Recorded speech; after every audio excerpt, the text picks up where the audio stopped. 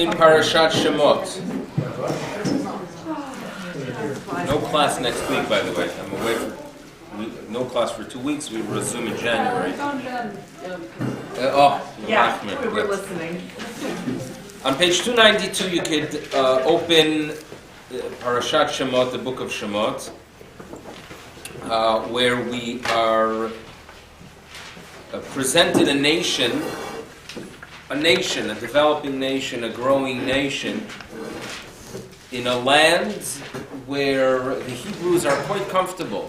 They feel at home, due to the fact that one of theirs, in essence, saved the country. Yosef was a legendary individual, not just for the Hebrews, but for the Egyptians. He came up with the idea of storing food for a period of famine that he predicted due to his wisdom or his ability to interpret dreams. So the nation of Israel are extremely comfortable there. So in the first paragraph, we have the names of the tribes. In verse 7, we are told that the nation of Israel multiplied. It's interesting that one of the words used to define their multiplication is vayishritzu. The word sheretz is a rodent. So basically the text is telling us that the Jews multiplied like rodents. Thank you very much. So we have to assume that this is not so much a description of events, but a description of a perception. The locals viewed it that these people are everywhere now. You can't hide from them. And there's a Jewish problem. And the problem is really a problem that is on the Jewish end as well. It's because, as the Torah notes at the end of verse 6, the generation died. The dying of a generation is the end of an era, an end of a period where they had elders who reminded them that they don't belong there. But unfortunately, the next generation, leaving the ghetto, leaving Goshen, interacting with society and viewing themselves as Egyptians, unfortunately, the result was that you have a nation in Egypt that saw itself as Egyptians. Perhaps our ancestors originated from the land of Canaan, but we are, after all, Egyptians. And as the Jew tries to convince himself that he is part of society, the reality is that society is going to remind the Jew that they are actually different. And therefore, in verse 8, we have a new king over Egypt, and it's a king Asher lo yada, verse 8, Asher lo yada et Yosef, a king who did not know Yosef. We have great difficulty in believing that you have a king of Egypt that doesn't know the history of the country, that doesn't know the contribution of Yosef. But, as the rabbis note, this is not one who does not know, but he hat gemacht sich nicht wissen. He made himself not know. Step number 1 to deal with the Jewish problem was to deny their contribution, to rewrite history, and therefore the denial is step 1 of what's going to take place in Egypt. So he addresses his people, primetime TV in verse 9, Vayomer el amo hinei am b'nei Israel. We have a problem here. We have a Jewish problem because they are rav ve'atzum mimeno. They are growing, they are multiplying, they are numerous, and they are stronger than us. And therefore we have to use techniques of wisdom to deal with the Jewish problem. A king does not want to just wipe out and bring chaos to his country. He wants order. He wants order. He wants to deal with the Jewish problem, but he realizes that there's a need to deal with it with wisdom, to outsmart the Druze. Because if you don't deal with them, they're going to go ahead and alamin haaretz, which could be understood, they're going to leave us, but really, it's perhaps what they are saying. They were concerned that the Jews are going to get us out of this land. So let's turn to verse 11. In verse 11 begins the process of the enslavement. So, vayasimu alav, they place and they appoint over the Jews these sarei misim, taskmasters. Now, the word mas means a tax. We are going to be here, we're going to be receiving a description of enslavement, and we might wonder, what does enslavement have to do with tax? Tax is a monetary issue. But on the other hand, countries at times, they take tax in the form of time. You make a contribution to the... This is great devotion. This is the snow and the slush. Well, you can. He's a slave to coffee. Who are you talking to? Okay, I just want to be sure. We're talking about slaves, aren't we? He's corrupting you, though. So, Rabbi is a taskmaster.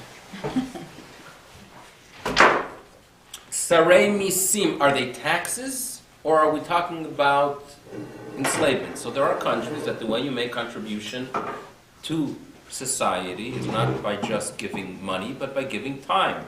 Schools For do that example, too. what? Schools do that too. If you can't pay full tuition, you can Give or give get. time. Miluim in Israel. Until a couple of years ago, there was still on the books an old statute called the Statute Labor Act. And it said that anybody can be required to join in a work gang to build a road and maintain the road in front of their property. And right into the 70s or the 80s, it was still on the books. On the books it was. It's interesting, you talk about Chol Hamoed activities, so the kids want to go to Wonderland or to Legoland or to the aquarium. There were many communities that Chol Hamoed was the time that they would clean sewage, meaning there would be leaves gathered in the sewage throughout the winter or throughout the summer. You needed a time when people were available. So Chol Hamoed was the time. The Chol Hamoed trip would mean you roll up your sleeves and you dig and you clean and you do what you have to do. It was tzorchei tzibur, meaning in general we are sensitive not to do such work, but if it's tzorchei tzibur, communal needs, you made your contribution with time. That was the norm. And that's what exists in Egypt. These are sarei misim of time. And now, if we read the verse carefully, so it's taking place, so let's clarify it. The Jews are told, are you loyal to our country? Without a doubt, the Jew has to show his loyalty. Jews, to show their loyalty, are even willing to accept the guilt for the country. In other words, in the United States, there are many, many Jews that are very guilty for what they did to the blacks, leading to the Civil War. They're very, very guilty how our ancestors were in the ghettos at the time in Eastern Europe. But nevertheless, if we are Americans, we have to accept the guilt of the Americans as well. That's part of the culture. So therefore, we have to fight discrimination. We have to go ahead, because after all, we were shreklach to the blacks in the first half of the 19th century.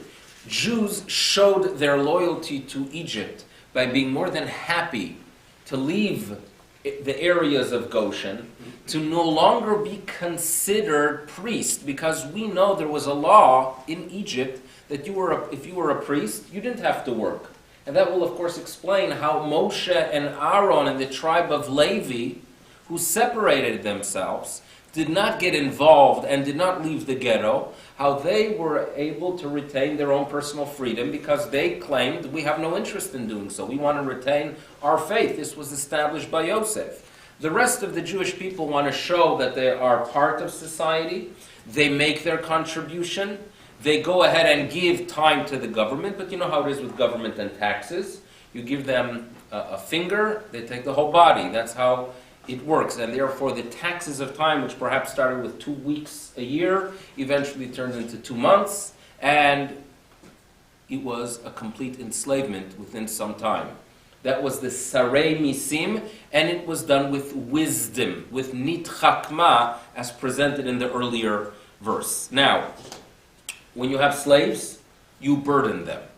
Now, if I hire workers, and I want my workers to build a shed in my backyard, and I give them a day. At the end of the day, they are tired. Correct? So the fact that they are exhausted by the end of the day was not the goal of why I put them to work. The goal was my shed. The result happened to be that unfortunately, if they work hard, they're going to be exhausted by the end of the day. Now, what if my goal is, if I'm a cruel person and I have some kind of goal that I want to make people tired? So what I do is I ask them to build a shed. I don't need the shed. But what is the goal? The goal is that by the end of the day, they are exhausted. And if you read verse 11 carefully, you'll see the following. Vayasimu alav, they place and they appoint upon the people of Israel these taskmasters. Lema'an, what was the purpose? What was the purpose of having these people that were in charge of this cheap, free labor force? Lema'an anoto besivlotam, in order to afflict them in their burdens. That was the goal. What was the result? In other words, so how do you get them afflicted? How do you make their life miserable? By putting them to work. Vayiven are miskenot leFaro, by building cities of storage for Pharaoh, Pitom and Ramses. So it's interesting that the structure of the verse is telling us their goal wasn't to build pyramids or whatever the Jews built. That was not the goal. That was the result of what they were trying to achieve. What was it that they were trying to achieve? To break the Jewish or the Hebrew spirit. That was their goal. Now, a key theme of the beginning of every book of Torah is the concept of hakarat hatov, appreciating and recognizing the good. The Torah is extremely critical of Adam Harishon, that the first thing he does is blames his wife after God addresses the fact that he ate from the forbidden fruit. Hakarat hatov. When we are going to introduce in the next chapter the fellow by the name of Yitro, which according to rabbinic tradition, he played a significant role because he was actually an advisor to Pharaoh who was against this plan to deal with the Jewish problem. So Yitro is someone that we respect, very much so. He is one that merits that the parasha that in it we have the revelation at Sinai is his parasha. Yitro, we are introduced to him by him noting to his daughters that the right thing to do after being saved by this Egyptian that you encountered by the well, the right thing should have been that after he was kind to you, you should have welcomed him into our home to have a meal. He saved you. He saved you, girls. Why did you not welcome him into our home for a meal? Hakarat hatov, appreciating the good. That is a very important part of our tradition. Pharaoh is lacking it because Yosef makes a tremendous contribution to the country. The concept of storage saved Egypt. Who introduces that concept to Egypt? Yosef. The hakarat of Atov of Pharaoh is lacking to such an extent that when he turns around and enslaves the people of Yosef, what do they build? Arei miskenot, cities of storage. Just to point out the flaw of what is taking place there. In Egypt, the Jews continue multiplying. We are told that they call in the midwives. It's interesting to note that sometimes when the midwives are having the conversation with Pharaoh, they are having a conversation with Melech Mitzrayim, which tells me that they had a tremendous amount of courage to disobey Melech Mitzrayim. But at times that they are talking to him and using the right words to defend themselves, addressing a person, knowing the psychology of how he thinks, he is addressed as Pharaoh. Something you could go through the verses here. But what is basically taking place? He realizes that the Jews are multiplying despite the hard labor. He turns to the midwives and asks them quietly, shah still, no one should know about it. I don't want a rebellion. I want you to somehow figure out a way quietly to kill the boys before they are born. They disobey, they fear God, and they merit, according to rabbinic tradition, when you see at the end of verse 21 that Vaya'as lahem batim, when perhaps the simple reading, like the Rashbam tells us that the houses referred to here are that Pharaoh builds hospitals, that the births should not take place at home where the midwives are in charge, but rather there should be structures where all women will give birth, and then the government can control the killing of the babies. But according to rabbinic tradition, Vayas lahem betim, that due to the righteousness of these two women, ignoring a command by Pharaoh to kill the males, they merit to have future dynasties. So the batim are dynasties, and that really leads us into the next chapter after the awful decree at the end of chapter 1. Kol haben, every son that is born, you should throw it into the Ye'or. The Ye'or is the Nile. The Ye'or is very close to the word Yira, which is fear. What did the Egyptians worship? The Nile. Fine? So that's what's taking place. Chapter 2.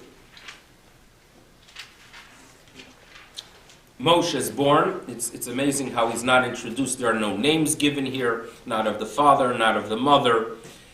The daughter of Pharaoh is the one that sees the child in the basket as he is 3 months old. I remember driving by a church in Memphis where there was a big sign, worry not, even Moses was a basket case.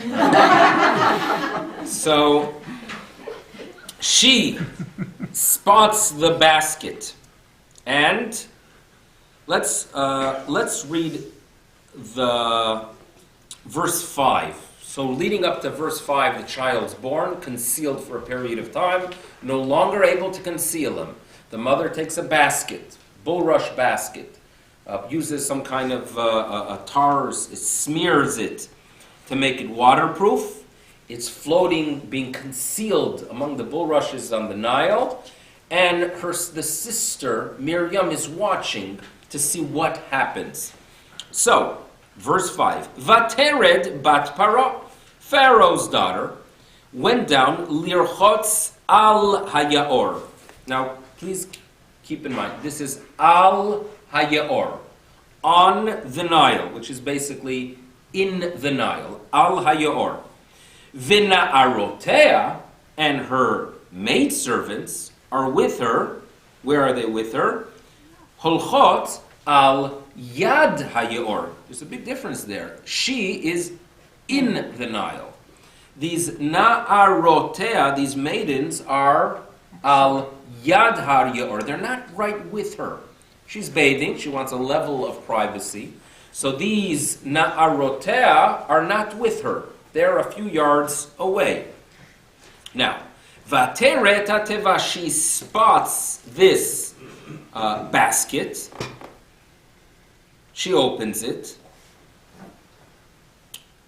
Vatishlach et amata. So before and at the end of verse 5, Vatishlach, she sends out her amata. Amata vatikache. So who is this amata? Did we not just read that na'arotea, that her maidens are not right with her? Her maidens, her na'arotea, are up on the side of the river. So who is with her? Who is with her? No one. Well, either no one, and that's a rabbinic tradition. I think al pi pshat, on the simple reading, it works as follows.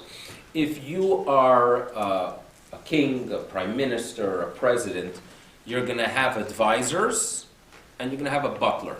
Mm-hmm. There was a recent movie in the theaters about a butler, right? A butler of presidents. I didn't see it, but is it true? Then I don't know. Anyone see The Butler? Thumbs up, thumbs down. I just heard about it. You also heard about It's it. supposed to be very good. Very good, you heard. I heard not. No, Okay. What? We saw it. Yeah, I know.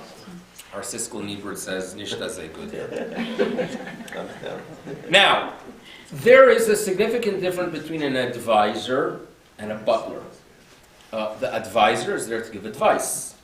When there's going to be a discussion, when the president or the prime minister has an issue with some kind of policy, he's going to discuss it with his advisor, not with the butler. But at times, moments of privacy, when he's putting on his shirt or even his undershirt, he will not have an advisor there. He's going to have the butler, and sometimes he'll open up to the butler. He's going to be very, very comfortable at times with the butler, because the butler is not a person that's there to give ideas. He's just there to serve, nothing else. Doesn't know about policy, doesn't know about foreign policy, doesn't know perhaps even about politics. But he's there as a confidant for the leader. But Paro has as well. She has Na'arot. These are young women who have an opinion. They are there perhaps to tell us. She has, the First Lady in the United States has a busy schedule. I'm sure here the Prime Minister's wife also has a little bit less, but a busy schedule as well. And they have to know what event, which museum opening is it worthwhile to go to, and which one not. Which one will look good in come the elections, and which one's not.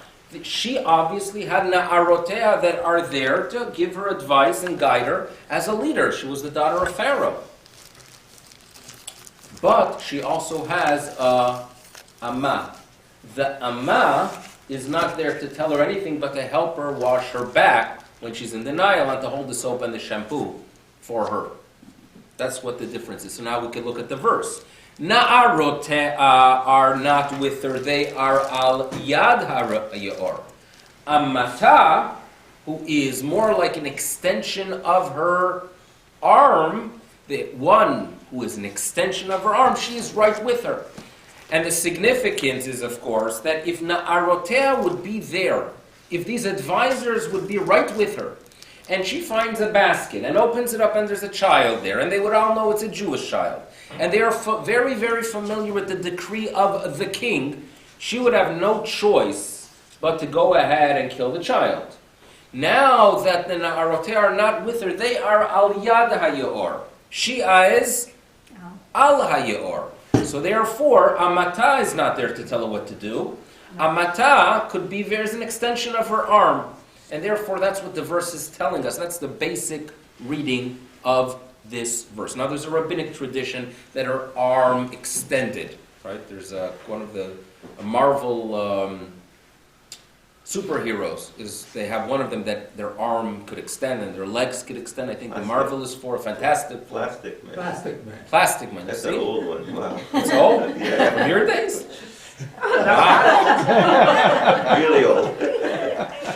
So, Plastic Man. So, of course, we envision, we sometimes perhaps make the mistake, that's a debatable issue, of teaching our children with the extension of the arm, and we make the text supernatural. Where is it based? It's based on a midrash, that she sees it. She sees the basket 10 feet away. She reaches out, and a miracle occurs, and it extends. And it's presented in the verse. It says, Vatishlach et amata, and in Hebrew, the word for an arm is an amma. There's a measurement. You know the measurement in amma?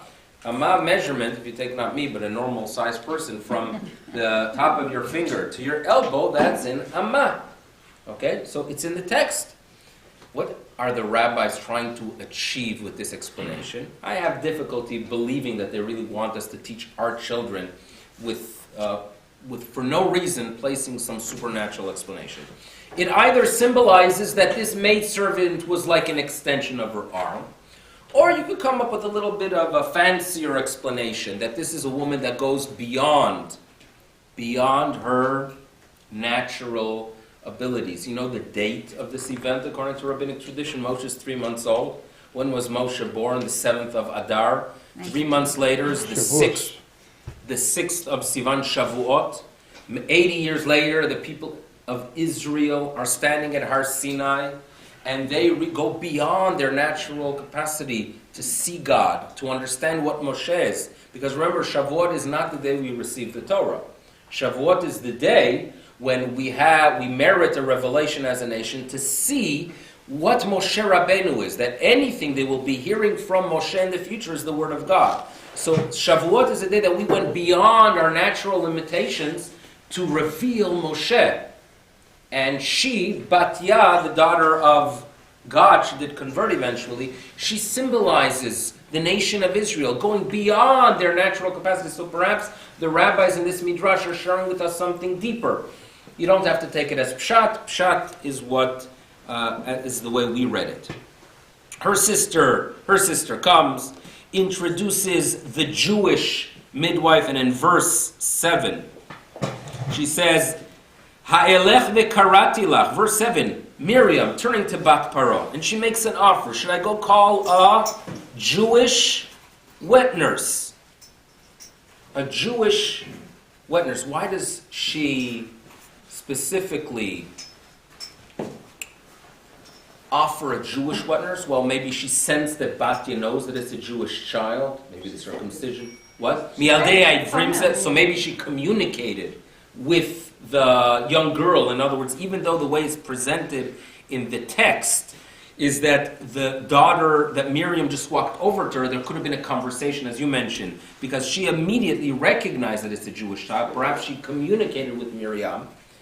And then there are other explanations given, but you know what the rabbis tell us, that he is the mouth that's going to be talking to God. He should not nurse from a not Jewish source.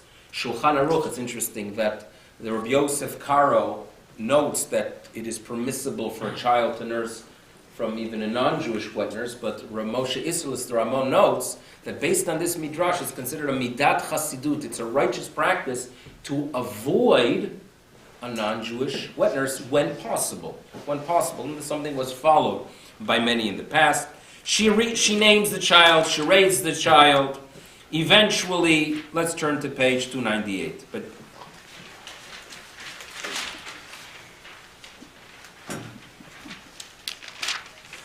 I want to get to the burning issue, which is the burning bush. Right? He comes out. He grows up. He grows up twice, by the way. If you look carefully, in verse 10 it says Vayigdal, and in verse 11 it says Vayigdal.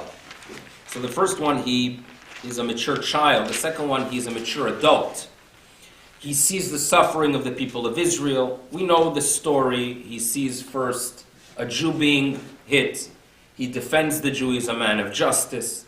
Day 2, he discovers the true problem. The true problem was not the Jews being persecuted.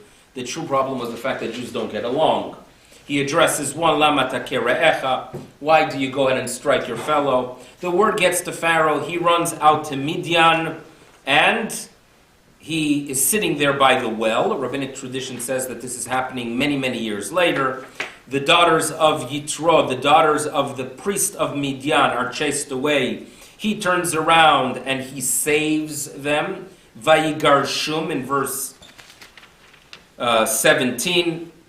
Eventually he marries Tzipporah, and they have a child, Gershom. It's interesting, Gershom. He is introduced to the woman by saving the young girls or the women from the aggressor. That is done by Gershom, and therefore the child is Gershom. Chapter 3, here we go. What does Moshe do for a living?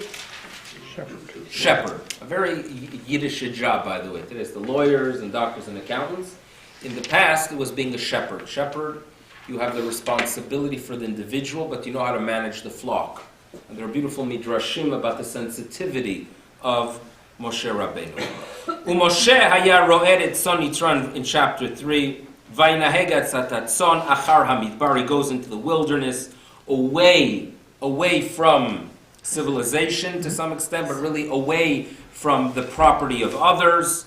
And he reaches the mountain of God, the future Har Sinai. Now, in verse 2, Vayera malach Hashem elav v'labatesh, God, an angel appears to him in this blaze of fire inside mitoch hasneh, from this bush. A sneh is a bush of thorns. Moshe notices it. He notices something quite incredible, that being familiar with nature, due to the fact that he spends hours every single day out there, and in the wilderness there are always bush fires, And he could probably tell you that such a fire would consume a bush within a couple of minutes or hours, being that he was familiar with the environment. He notices something incredible here, that hasneh, the last 3 words in verse 2, hasneh einenu ukal. I've seen, synagogues have their parochas. And we always try to find appropriate words to place on the parochas. We Ashkenazim actually have often our lions. Sfaradim are not as happy with the lions on the parochet. They're happier with images that correspond more to Islamic culture. In other words, poskim say that you could defend placing lions. I think we have lions in a few of the parochas. We Ashkenazim have been very, very comfortable with images of lions on our parochet. Sephardi culture have been uncomfortable due to the fact that they were in Islamic countries, and for them, it was for Muslims, you don't have such images. You don't want to have the Jews doing things that appear as pagan in an Islamic culture. And therefore, the designs, if you look at like the Sephardi Center north of Steels, you'll realize that it's a Turkish, what's the word am I looking for? The type of motif. But there's also the type of architecture would be one that you would find from Spain in the 14th, 15th century. Moorish. Yes, that's the word I was looking for. Good. So that's what you would find. Now, I've been in shuls where the words were not Eitz Chaim, but rather the words were Hasne Eineno Ukal, that the bush was not consumed. What's the significance of the bush not being consumed? So it's, of course, the symbol of the people of Israel. So number one, the bush has thorns. Thorns symbolize difficulty. Difficulty not just in the physical aspect, but even in the spiritual one. When the Torah tells us that the land is cursed due to your sin, Adam, and therefore when you will want to plant and you will be hoping for a wheat to grow, you know what you're going to have instead? Kotz v'dardar tatzmiach. Expect thorns. Expect thorns. Thorns symbolize the fact, or they, in essence, represent the idea that the results are not going to be what we hope for. There's a lot of pain. Thorns talk about our life, a thorny situation. But we are believers that even when there are thorns, God is still with us. We are still alive. The flame is still there. And we're not going to be consumed by the difficulty. God is with us during the difficulty, but He is indeed with us. And that's the symbol that we have. And the only way we have it is if we make part of our life the message that was transmitted on that mountain. Because what mountain does this image appear on? On Har Sinai.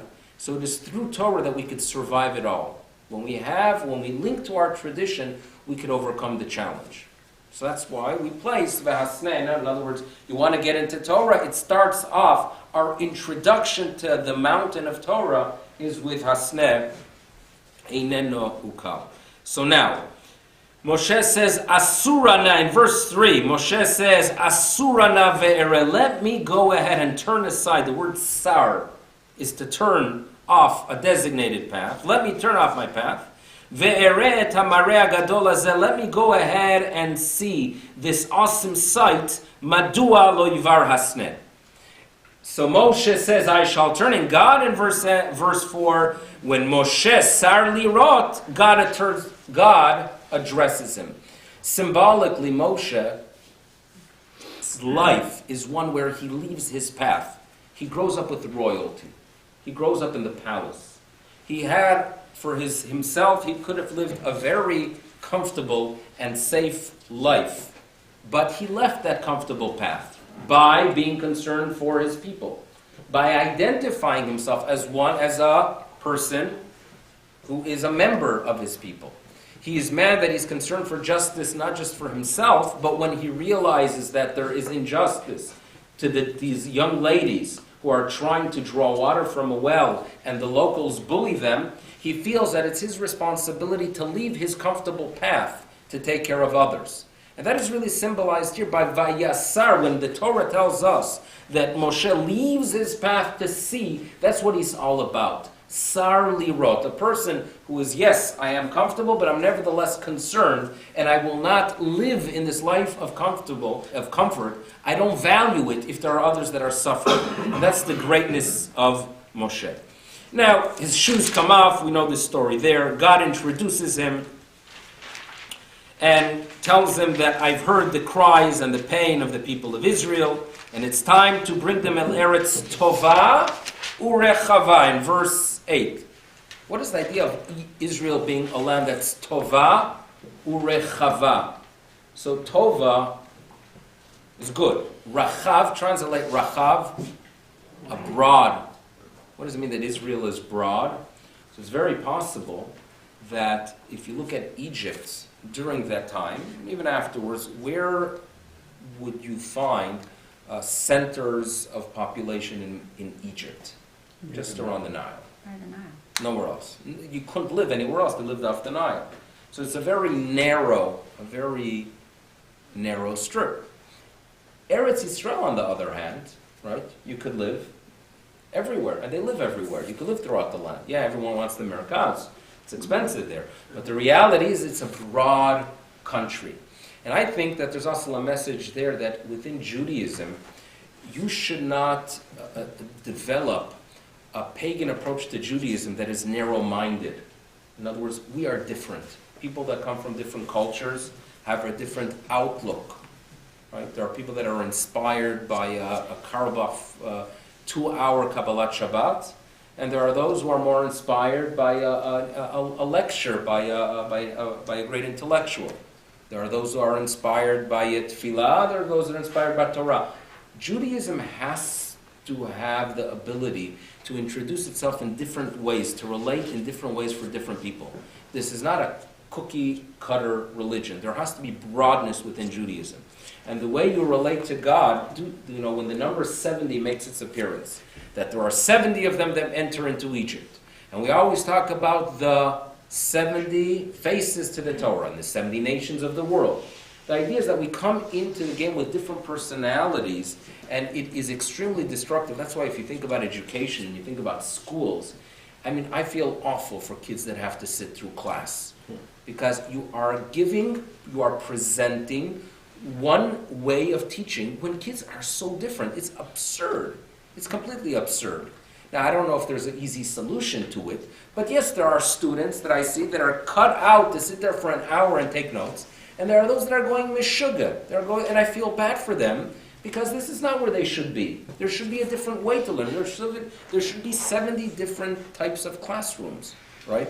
There are those where there are walls you could jump off, and that's where they belong.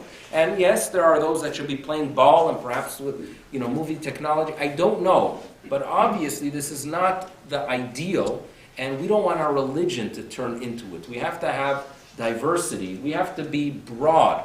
We have to have a tova rachava. We're not going to be successful in being good if we're not broad. Rav Hirsch was very critical of the avot of Yitzchak. And he talks about the fact that the problem was that Esav and Yaakov were educated the same way when they were so different. You have to assess what the child needs and not treat the child as a little item that you place in a classroom expecting him. I learned a lot from teenagers, you realize. In other words, I don't know if I would have appreciated it or even understood what I'm talking about now, not for the fact when you have teenagers, right? And I had on my cell phone when my boys, this should be on tape, when my boys were in Baltimore. I had 2 boys in Baltimore. So I had a special ring on my phone when Rabbi Cook, who was the mashgiach there, when he would call, and he would call often, and every time I would hear that ring, it would be, and I would be prepared already that this is not good news. He wasn't calling. Why? Because foolish, you take a kid believing that he has a person that, let him just go to Ner Israel in Baltimore, expecting him to fit in. Of course it won't work like that. Chanoch lanar al pi darko. You have to go out and assess what the child needs. And, thank God I look at my older kids, and after the mistakes I made, they both of them now have found places that they're extremely comfortable with. Why? Parents eventually learn something. Eventually. After they have teenagers, they learn something. Is there more to learn after that? That's it. Just wait. Just wait, you say. What? The rest is just from your wife. I was sitting with Rabbi Twersky in the summer, and we were schmoozing a little bit, and he noted, he said to me, you think that you're worrying when you get your kids, out of the house, and it doesn't work like that. He said, then I'm worried about my grandchildren now, right? I'm still worrying, and so I said to him, there's a difference. I said to him that when you're dealing with your own kids and they're teenagers, and you have issues with them, there's guilt there as well, because you are sure that, why is he making trouble? It's because I made a mistake with him. So with your grandchildren, yes, you're worried, but at least you don't feel guilty, because it's not you that created the problem. And he actually accepted my words of wisdom. Is it true? Uh-oh, I have a lot to learn. Do you feel guilty with grandchildren? Absolutely. How Jewish can you be? Anyway. In verse 12, we'll end with this. God says to him, worry not, Moshe, you're afraid about approaching Pharaoh. Ki ehyeh imach, I shall be with you. V'zeh lecha ha'ot ki anachi shalachticha, and this is for you a sign that I have sent you. Explains the Rashbam the following. That Moshe felt that he is not capable of dealing with a world leader. He's alone. How can I walk into Pharaoh? God says to him, I'm going to be with you. You're like the ambassador of a country. If you are an ambassador, right, to another country, even if it's not an area that you feel safe, but you know that your country is going to back you, is going to protect you, unless you're a U.S. ambassador to Libya. But in general, countries protect their ambassadors. So therefore, I shall be with you. And to prove to you that I am with those who are going through difficulty, v'zeh, this, the burning bush, v'zeh lecha ha'ot. The burning bush is a sign to you that I am with people who are going through difficulty. The symbol of the bush is, yes, there are thorns, but God's presence is there. I am going to be with you while you are facing Pharaoh. Worry not, I am with you. V'zeh lecha ha'ot ki anachi shalachticha. Commentators have different explanations for it, but the Rashbam relates very much to the pshat, that zeh lecha ha'ot is referring to the sneh itself. It's a parsha that has many other details. Today we went a little bit more into basic pshat reading, but I hope we could return to our traditional book. We'll see you Bezrat Hashem Parashat B'Shalach. I thank you all for coming to our 2013 series of Parashat HaShavua. And we'll see you in 2014 Bezrat Hashem.